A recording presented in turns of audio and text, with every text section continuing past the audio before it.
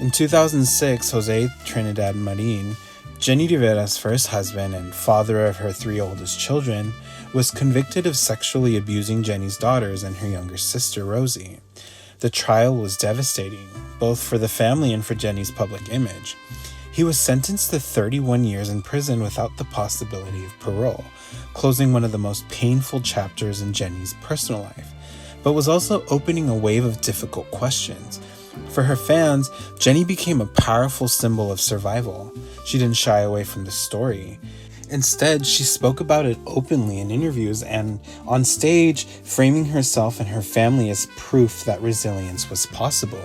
Many survivors of abuse looked to her for strength because there was a woman who had lived through the betrayal at the most intimate level and still managed to rebuild her career and protect her children. She became one of the few public figures in regional Mexican music who was willing to address issues like domestic violence, trauma, and healing directly, a taboo subject in the genre at the time.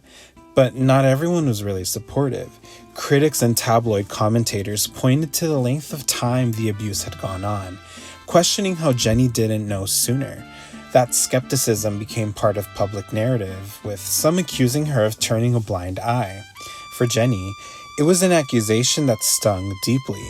She often clarified that the abuse was hidden, that she too had been manipulated, and abusers worked precisely by disguising their actions. Still, the controversy never completely disappeared.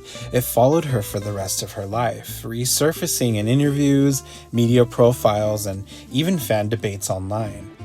What's important is to see how Jenni chose to respond. Instead of letting that scandal define her, she used it as part of her platform. She aligned herself with women who had been silenced, talking about shame, fear, and family loyalty, often keeping victims from speaking out. In doing so, she reframed her pain as purpose.